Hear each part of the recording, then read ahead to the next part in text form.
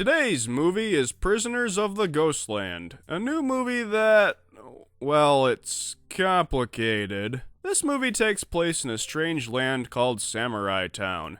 It's somewhere in Japan in the modern day, but the town looks like the American Old West with a Japanese spin on it. People are dressed like cowboys, and they carry around samurai swords. Characters step out of a sleek, modern-looking bank into a dirty street that looks like the Wild Wild West. Literally miles outside the Japanese cowboy American samurai town is a nuclear apocalypse Mad Max type of place called Ghostland, where evil atomic ghost zombie prisoners guard the town to make sure that no one leaves. Anyway, the governor of Samurai Town has a granddaughter who ran away from home and is now trapped in Ghostland. So he forces dangerous criminal Nicolas Cage to go out there and bring her back. To make sure that Cage doesn't just run away, he puts a leather suit on him that will explode and kill him if he doesn't complete his mission. Are you still with me?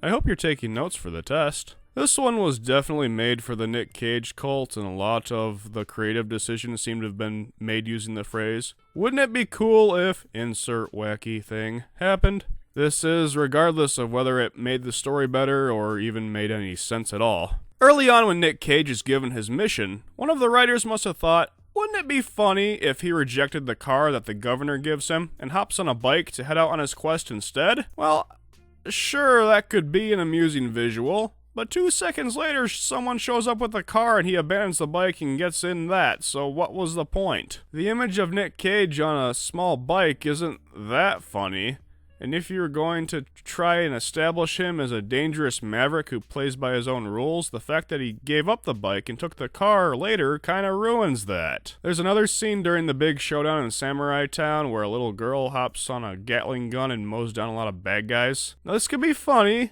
but why was there a Gatling gun in the middle of the road? Why wasn't anybody guarding it? How does Nicolas Cage go to the bathroom in his explosive leather suit? These are the questions I ask when I'm not engaged with the story. If you're expecting a big showdown between Nic Cage and the Ghostland residents versus the ghosts in, the style of Army of Darkness, this movie reminded me a lot of Army of Darkness, be prepared to be disappointed. That threat, which could have made the movie way more interesting, is quickly resolved and the town goes after the governor instead. And that's not that compelling, really. I always liked Nic Cage and his dedication to the wackiest of roles, but everyone else is overacting along with him, and it gets really grating.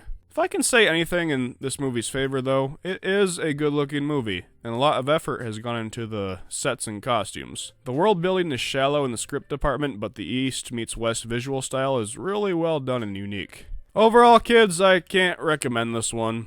It looks good, it has a few good ideas, but it's too often wacky for the sake of wackiness, and the script just isn't as clever as it should have been. I'll give Prisoners of the Ghostland a 4 out of 10.